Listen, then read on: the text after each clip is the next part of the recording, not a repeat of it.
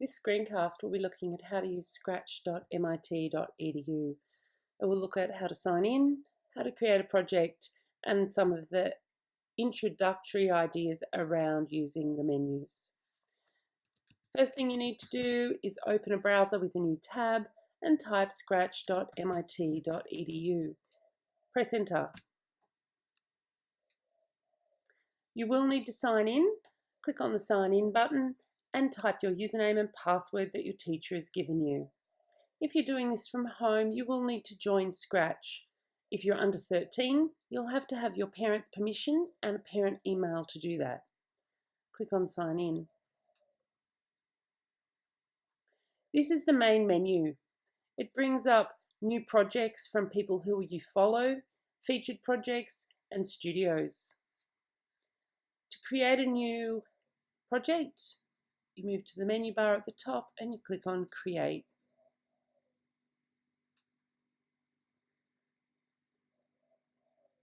Scratch was updated at the beginning of 2019 to be Scratch 3.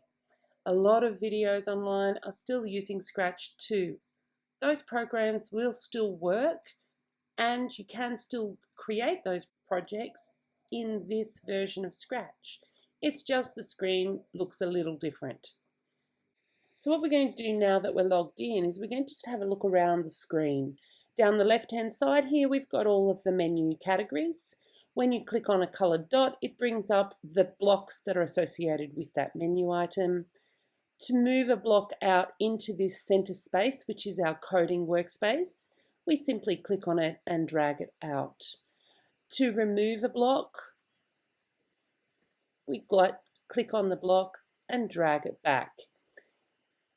You can also right mouse click on any block or sequence of blocks and click on delete block.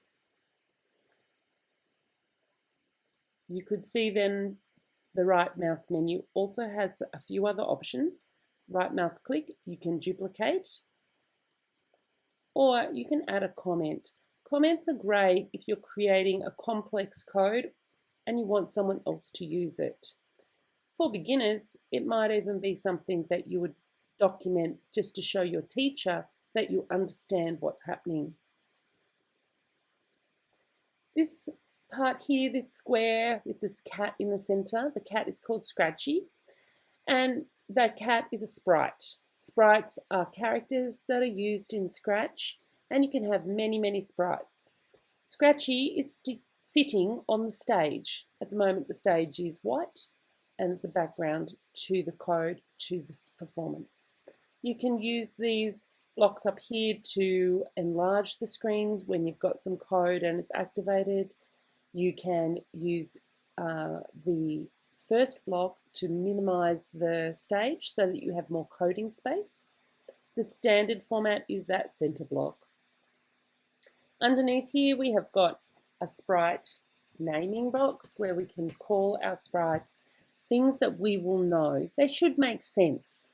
Don't just call it a random name. It needs to be a name that describes that character so you or anyone else can pick up your code and know what it is doing and who you're referring to. I can hide or show my sprite. It may be that you'd like to have your character hidden to begin with the game. For example, an enemy that's coming in and could potentially shoot or fire at you at any time. So I would have it hidden. There are blocks to allow you to control when a sprite is visible or not. I can modify the size. That is a percentage.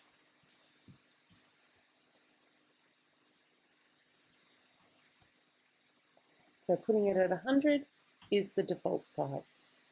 The direction is the direction that the sprite is facing. The X and Y is a reference to the actual position of that sprite, the one I have selected at the moment. So at the moment the cat is sitting at -3 and +8. Imagine that X is a horizontal number line and Y is a vertical number line. And that -3 and the 8 are the position of the cat on those number lines and where they cross over. So the cat will sit wherever those two numbers meet. So if I type in 10 and I type in 50, you can see that the cat moves to 10 on the number line across and 50 up. If I type -10, it moves to the left, and if I type -50, it moves down. So positive is right, negative X is left, positive Y is up, negative Y is down. You'll need to know that if you're wanting to move your characters around the screen. If you wish to delete a character at any time, you can click on the bin above that character. Bear in mind that by deleting your character, you'll also delete the code. So it's also important, if you're going to delete a character, that you've already copied that code to either the backpack down the bottom of the screen here or to another sprite. You will lose your code if you delete a character.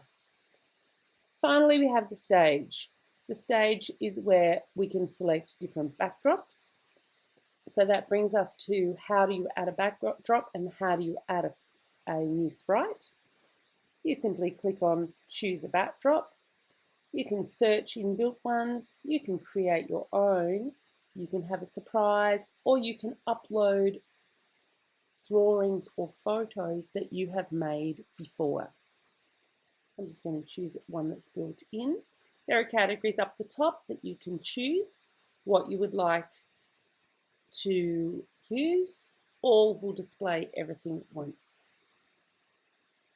If I'd like to add another sprite, I click on the sprite button. And once again, it's the same. Choose from a library, make my own, have a surprise, or upload something that I've made previously in a drawing package, or perhaps a picture. I'm going to have a surprise. Watch out, cat. Now, the last thing you need to know is how to save your Scratch project. Click up on Untitled and type in your name of your project, and then click on Share. Sharing will allow you to share your project with your teacher. So when I click on Share, it makes my project public, and I can see my project page by clicking on the button. I can then share the URL of my project to my teacher or to friends. If I share that project, anyone with that link can access your project. You can put instructions on how to play games, instructions on what you want people to do with your project, and down here, if you have copied your project code from someone else's project, it is good practice to actually acknowledge the original author or who you got it from. Everyone has a username. Mine is Tom000. You can see their username here, and what you would do is you would give credit to that person in your notes and credits. If you've got your project ideas from a book, it's good practice to acknowledge the book and the author. But you can change that project to be your own inside your code. See inside. And that's the introduction to Scratch. Go to my profile and you'll see the next episode of this series of videos. Good luck.